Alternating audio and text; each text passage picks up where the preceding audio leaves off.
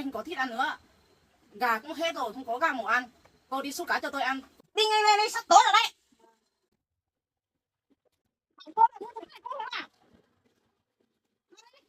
Cô xúc không được cá thế này, hôm nay cô đi làm được tiền không? Đó, được 100 chị ạ. Được sao mà được? Cho em xin 30.000 em đi mua mỡ với lại mì chính ăn. Có thể con thịt khẩu có một giờ như thế nào nữa. Tập bé thế à? Nhầm quá luôn. Quá. Mình nhỏ bé tập bé chỉ có bắt đầu lớn lớn rồi mình nhìn bạn. Chỉ là bạn của mình rụt cái vào gì nữa à?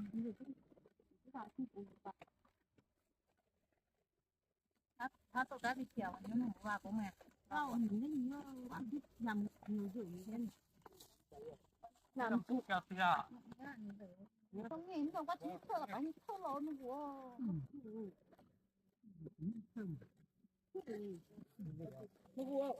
con heo là nó tỏ nó tỏ ra thì heo được ăn thì nó nhận ra một con heo hoặc cái chín heo trên hủ nhưng mà có cái gì mà nha nhưng em mình chẳng đang mỏi nhé mà là nhung thế nó chẳng nó cái mày chơi nó cả không mày à mày tự chơi đi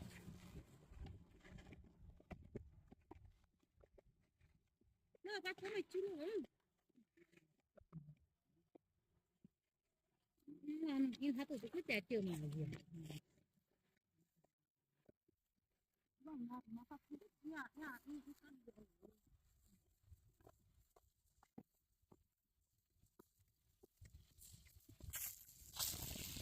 nó đã cả người ta phải cứ lên đạt khôngได้chỗ không có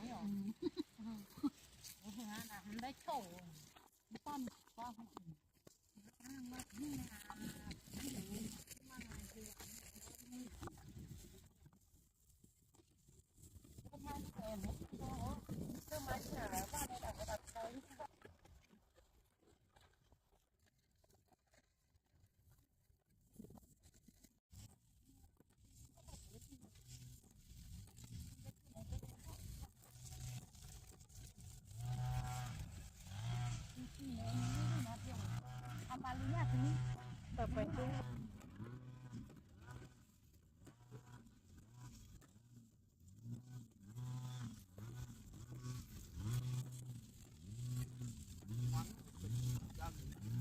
Ba cả khối nhiệt rồi. À gì? Thế cái mà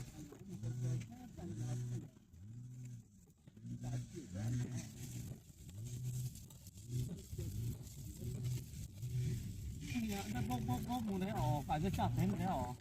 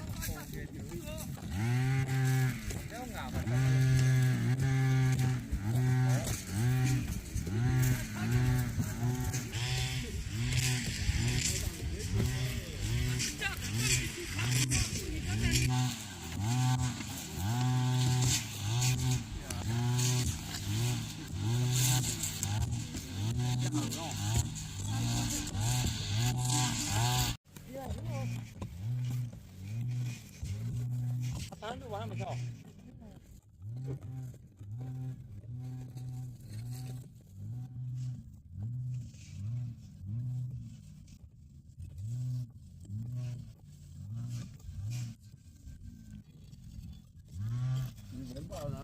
nó thấy nó nhưng cái thay này ăn ăn thán mà nhưng mà cái thay chả biết nó trội xuống tàu nó từ dưới kia về thấy đâu bạn ấy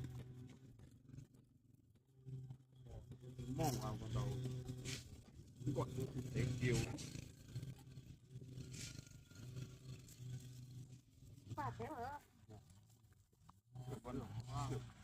cái này đó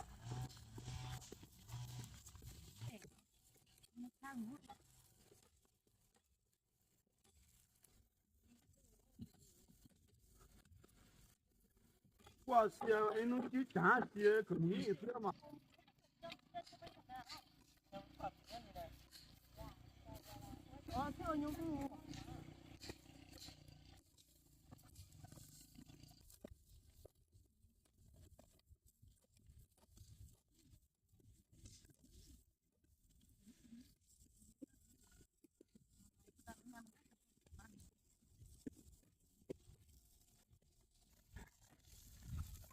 phát hiện lên nói à Cứ vào rằng có cứ gì đó. à Chụp tay mình gọi của mình thì mấy cái thứ nó chỉ có một năm tôi có quá mà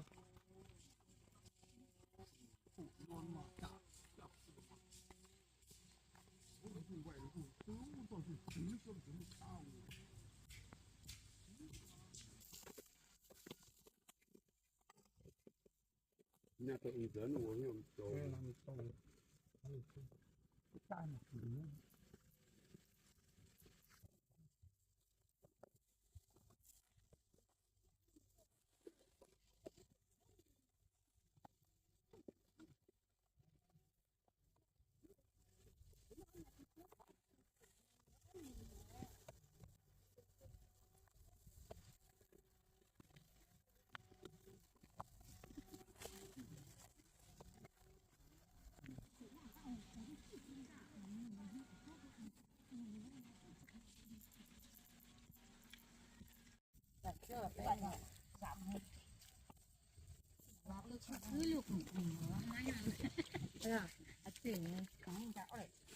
mình nó ra mà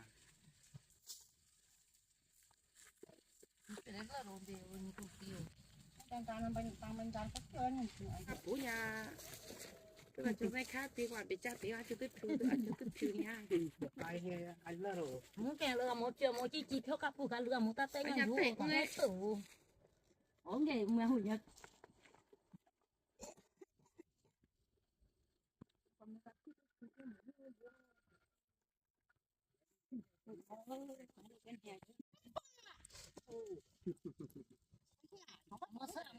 sớm mà khổ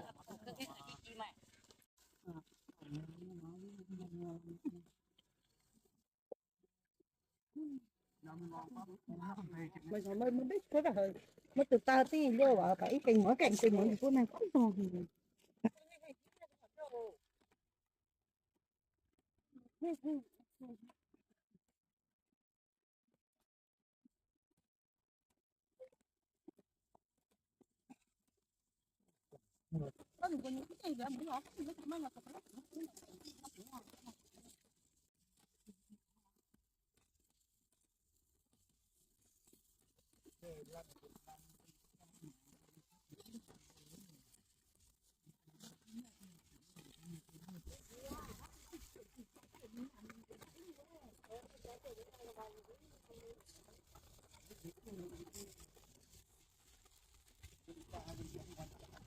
mà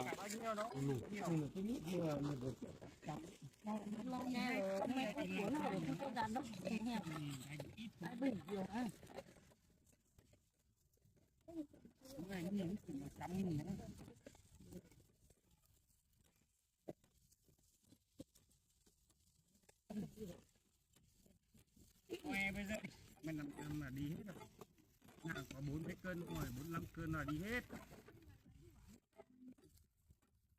xuống không à tôi đi chạy mấy quả đồi nữa nó tầm thuốc bộ thì ở Vĩnh Phúc cơ nó có khu mà ở Vĩnh Phúc là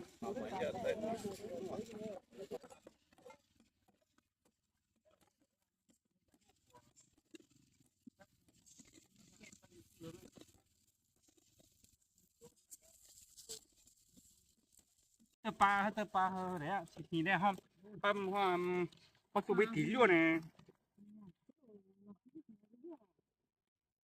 nước bà cho xe nhé à không hết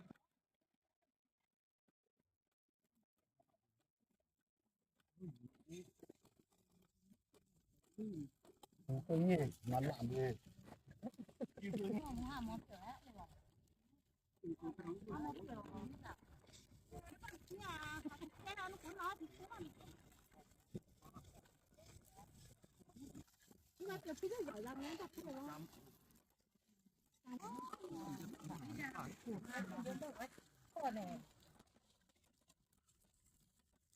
sợ nhá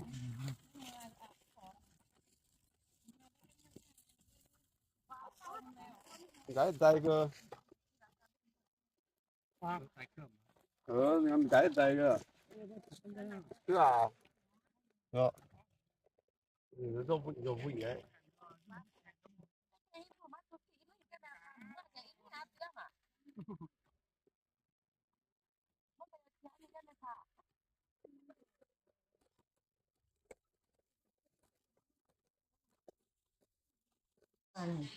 đi chân trâu chưa thấy về nhỉ, sắp tối rồi,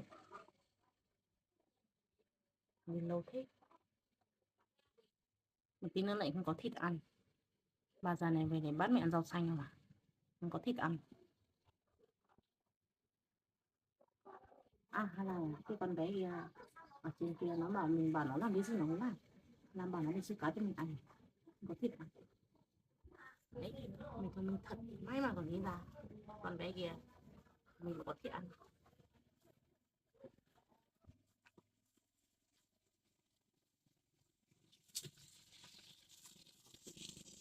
Quên đóng cửa.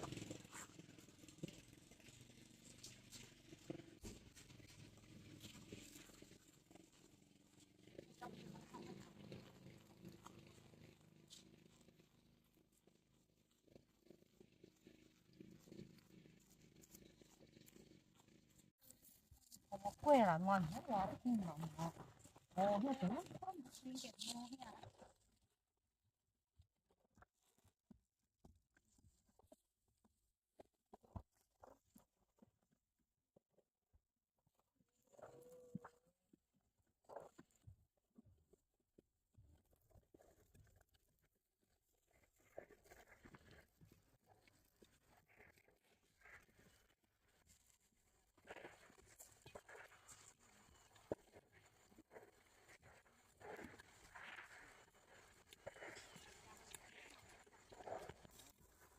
tơ có nhìn chưa chưa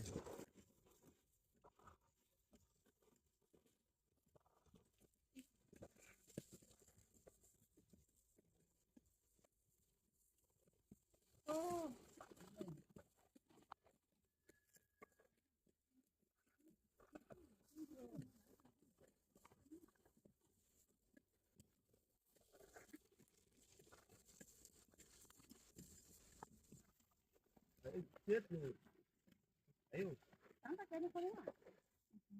một cái con này hay là bu kéo đi giả rồi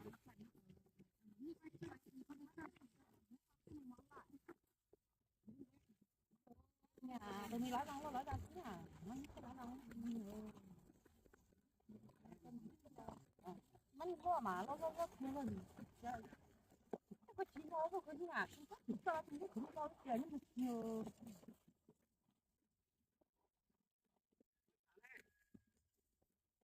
ô đợi một có không ai chấm mỏ rồi mà chấm mỏ đây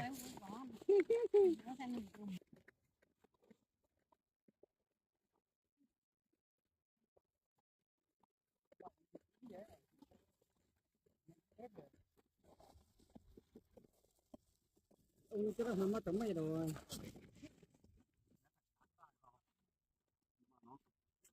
Quá rồi.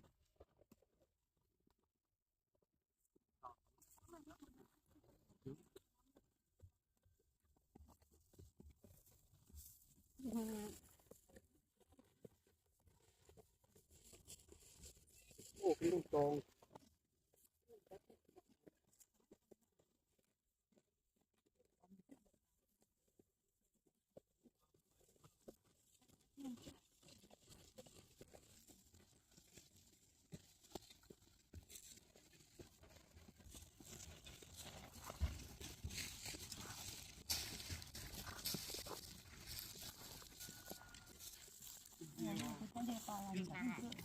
Hả? Thế sao nó cứ ở Bây giờ cái ngoài bộ. nó cân tao vào sao đâu mà. Có sau đâu ấy mà. Nè này. Em phải mua ăn rồi liệu.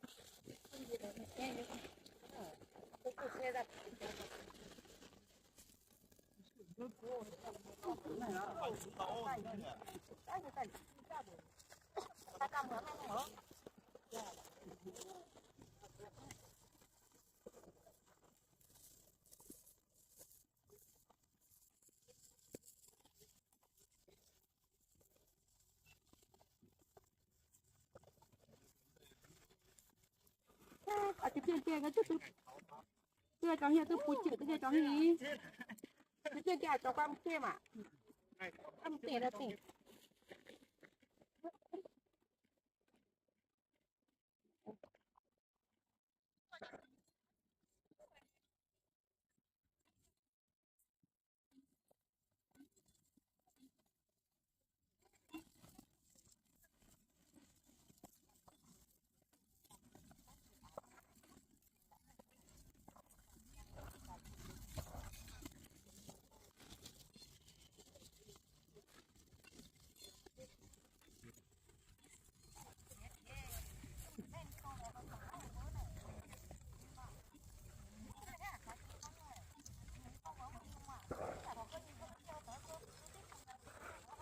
Cái mà ha.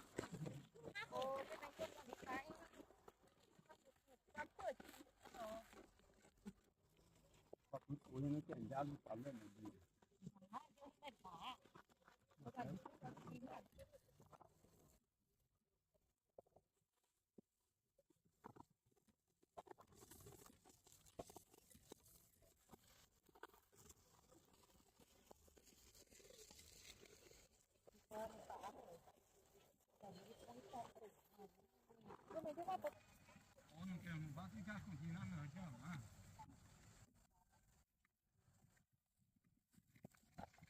Bán lắm á, chú.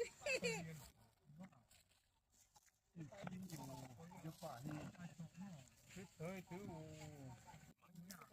anh nó cho một cái đó xem cái đầu đấy. Từ nãy là cho một cái. Mấy tờ hai Nó tờ. là thay đổi. Mày cho mày xem chắc một buổi chắc được hai hàng không? Chợ kéo cứ làm không? Không phải là phụ ấy. Ô, có biết nói đâu rồi, biết đâu.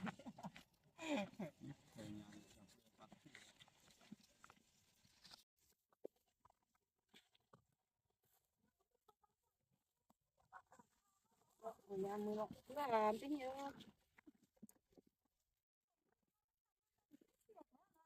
Các cháu ơi. Có bài có tiền á. mà cho tiền á Đó cảm ơn nhé. Vâng. Khi nào có việc cần thì bà cháu phải làm thêm nhé. Vâng.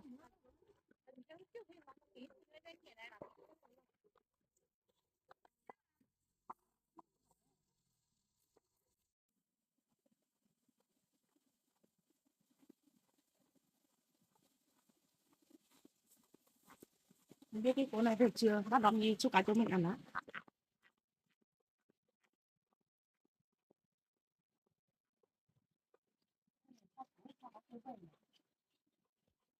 Vào trong này ngồi đợi đã. Bây giờ mình đang có gà một ăn, mình bắt nó đi xúc cá cho mình ăn mới được. Mình có thích ăn rồi. Sao nó đi lâu thế nhỉ? Sao tối rồi mà chưa thấy về? Hôm nay không biết ăn cái gì đấy. Thấy cái con này nó lâu thế nhỉ? Mãi không thấy về này. Hay là nó không đi trồng cây nhỉ? Nó lười nó đi chơi đâu tối rồi không thấy đâu về. Mình đợi một lúc xem nó có về không.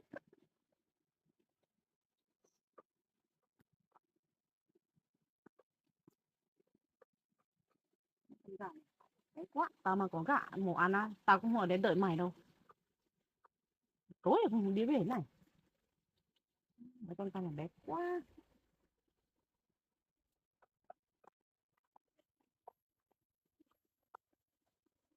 Mình ngồi đây đợi đã.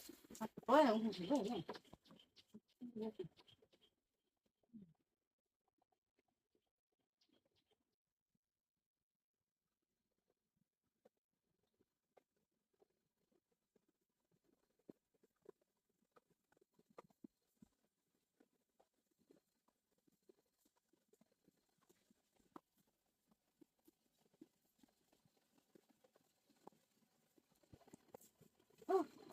Chị đến lúc nào ấy? Ô, mày về rồi à? Sao đi lâu thế? Em đi trồng cây thuê mà. Tối rồi mà không biết về. Họ cho giờ nào về thì em về giờ đấy thôi chị ạ. Tôi chờ cô lâu lắm rồi đấy. Thế chị lên đây tìm em có việc gì không? Tôi lên tìm cô là có việc rồi. Không có việc tôi tìm cô làm gì? Thế có việc gì không? Tôi có việc. Tôi còn nhớ cô đâu mà tìm cô. Thì có việc gì chị cứ nói với em đi. Bữa nay không có thịt ăn nữa. Gà cũng hết rồi, không có gà mổ ăn. Cô đi xúc cá cho tôi ăn. Cô có biết xúc cá không? Biết chị ạ. Mà trời sắp tối rồi mà chị. Rồi sao tối cũng phải đi. Cô ở đây cô bảo là tôi bảo cô làm cái gì cô phải làm. Bây giờ tôi không có thịt ăn nữa. Cô phải đi xúc cá cho tôi ăn. Thế thì đi đi. Đứng lùa lùa đấy nhìn là thật ghét rồi. Đi nhanh lên đi, sắp tối rồi đấy. Ừ. Nhanh lên. Tối rồi đấy.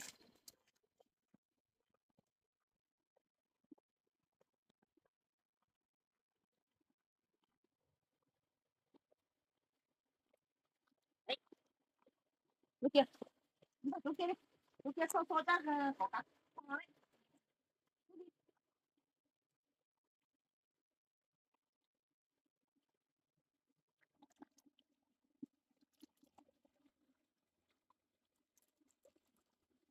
Cá.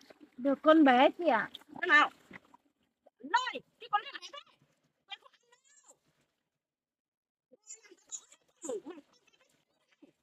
Em biết chị xuống được bé như thế thôi. Ở đây chắc không có cá to rồi chị ạ. Đi tìm con to xuống. Con bé nó không ăn đâu.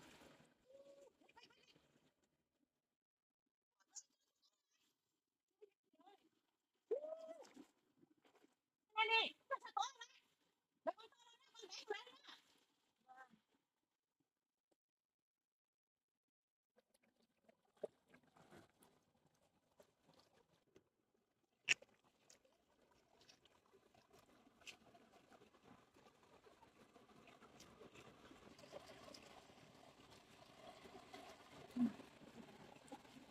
To một tí.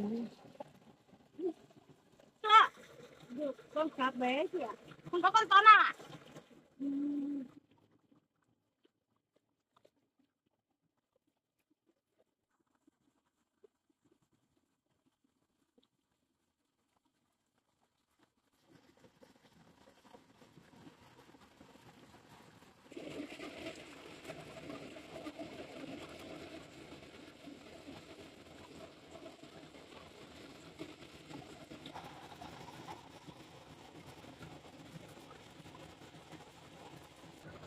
To à?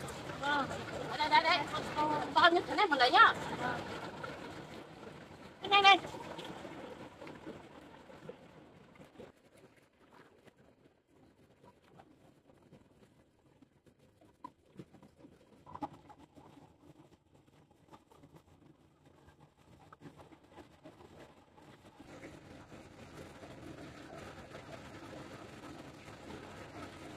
đây nó cứ như thế này sắp tối rồi đây thì không có thèm đâu anh ơi cái này có cá to không mạnh đâu cá ngon nhỉ bé quá con này bé quá đấy đây là em bắt được không đâu mấy con cá đâu phải đó con đây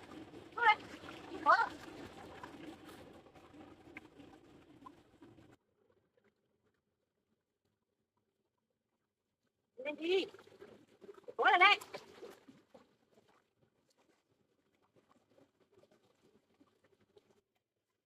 đi chân tầm này tí xem nó có cá chứ như kiểu chân sợ đau đấy có nước con thật đâu mà có mang đến đây đấy con tầm này là con cua to đủ đây này con cứ này thế làm sao có con cua to có con cá to vào đâu đấy con này chết rồi đây đây đây đi Vừa em cầm cái chổi với để em đi con cầm gì nữa trời ơi hết rồi mà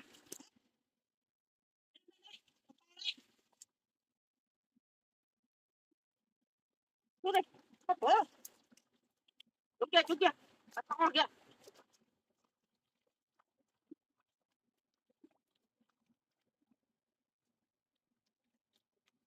có đâu cái này trên kia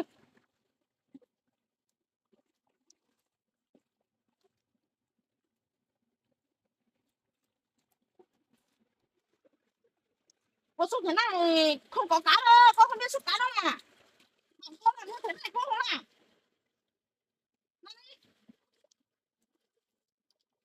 nói cho cô nhìn con làm gì nói cho cô làm theo chứ đi hết cơ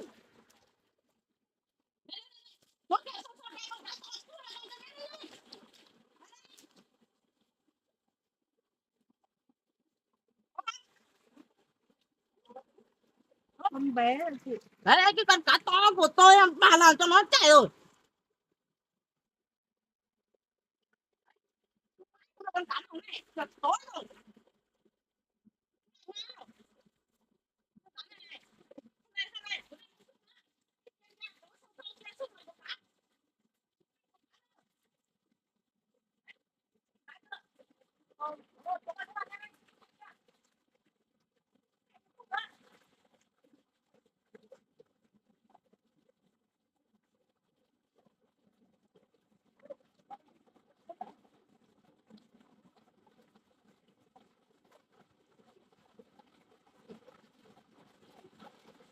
đây đây đi vào chỗ kia sâu đấy cá to ấy cá to ấy cái chân đập nhẹ thành của cá vào đâu đấy tí thôi nha ôi ôi xúc con to đi con bé lên đó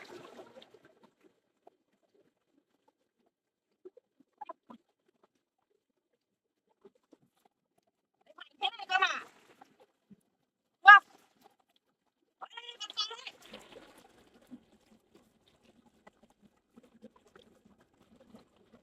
đi đấy đi vào trong kia xem anh ta nhiều cá đấy trong này này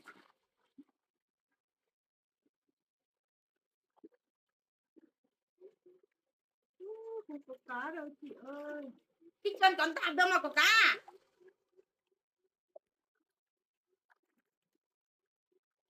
không có đâu chị à đi trên kia đi lên đi lên trên kia xúc mà có cá chỗ này dốc lắm chị lên đi cứ lên xem nào đi không lên được đâu lên thử xem có lên được không trơn lắm chị ạ ná đấy không lên được đấy chị ạ kia xem nào chân nhá không lên nổi đâu lên đi không nói nhiều lên đi lên được đấy lên không lên được dốc lắm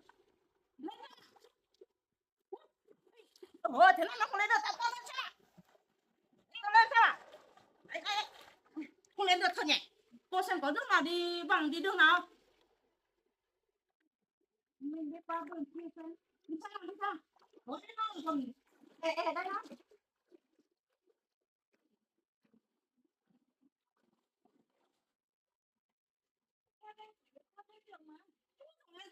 Đi được.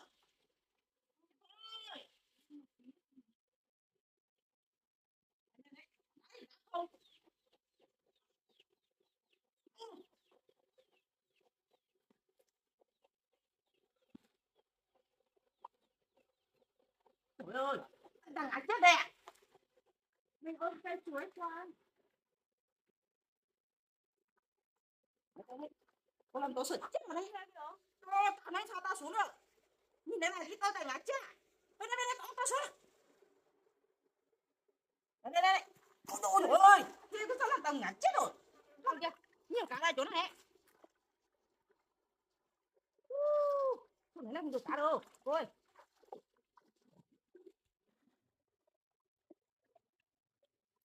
Wow. Không, có được cá không? Không được đâu chị ạ. Còn không được để tôi sút cho. Đây. Tôi sút cho con xem nào. Con làm thế này. Đây.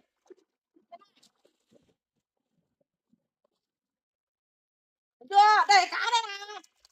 Tôi sút như thế này, cô có biết sút không? Đây này. Đây, con to không đây này. Nhặt lên đi. Đây cá không biết sút. Để tôi sút cho xem. Còn này cái này này. Được chưa? Rồi. Đây, cho tay một lần thế này biết sút chưa? Đây, cầm cái sút. Đây cá rồi cái chỗ này.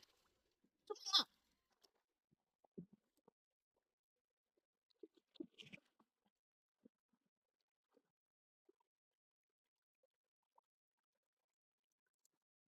Không. Không được à? Đó, cái chỗ này nhiều cá đấy, không sút được cá, chết rồi chứ. Không biết sút cá không? Sút đi. Đó. Không được đâu chị. Đây. Tôi làm cho cô xem. À, mở mắt to ra mà nhìn nhá. Tôi làm một lần này thôi nhá. Đây này.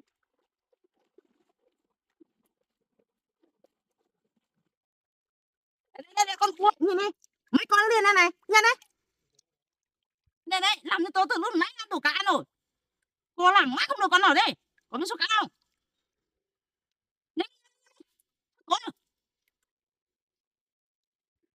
Đây, từ lúc nãy không được con cá này. Con đi xuống đi. Lần này con xuống được nữa, đừng biết tay tôi nhá.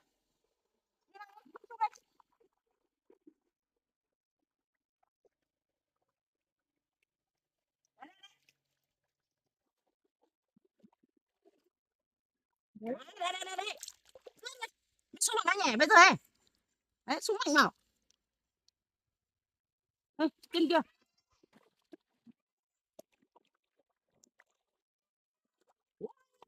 Bây giờ biết chưa? Đến nhiều chưa? Một tí nữa tụi ăn vào nhanh lên.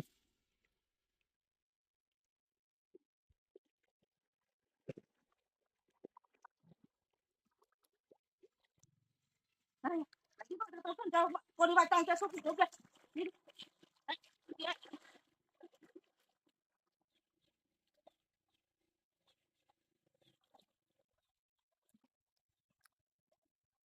Được không?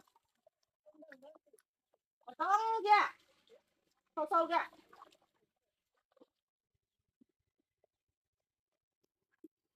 Được không? Đấy vào trong kia cơ, chỗ sâu nhất đi kìa. Chỗ kia mà có cá to này. Có rồi chị ơi, không có cá đâu. Đi vào trong xe nào. Đi vào trong chỗ sâu kia đi. Chỗ kia không có cá đâu. Vào trong đây cơ mà. Chỗ này sâu lắm rồi chị ạ.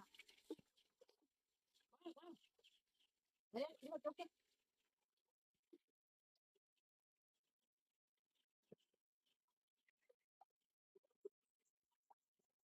Được không? Không có nhiều thế này. Trong kia có một số lại. Đi vào trong kia đi. Nó ở trong kia. Được chưa? Cá nó chạy lâu rồi. Đấy, còn một. Sung mấy con chó này này sao tụi tôi ăn này. Cô sao không được cái này, hôm nay cô đi làm được tiền không? Được 100 chị ạ. 100 à? Được 100 thôi, cô ra đây, ra đây. Nó sớm xem. Không phải đi xúc cả thế này đâu. Đi đi.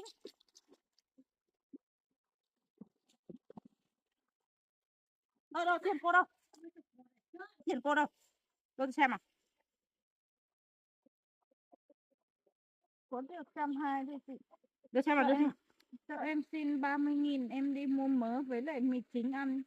Em chưa hôm nọ em chưa mua được. Thôi, chỗ này vừa đủ, tối nay tôi mua thịt ăn đâu, không cho cô được. Tôi mang về mua thịt ăn đâu. Đi về đi.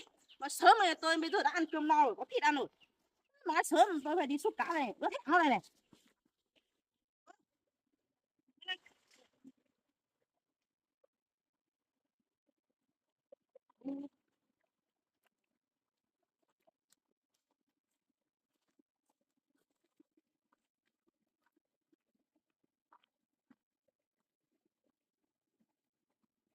Đưa vào đây tôi đi về nào. Cô đây nhá. Tôi đi về đây. Chị về nhá.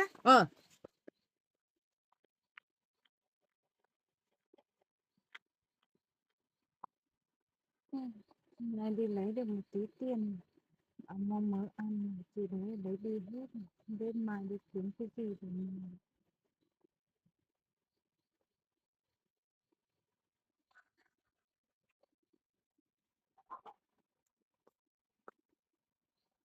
cái thằng này thì nó ăn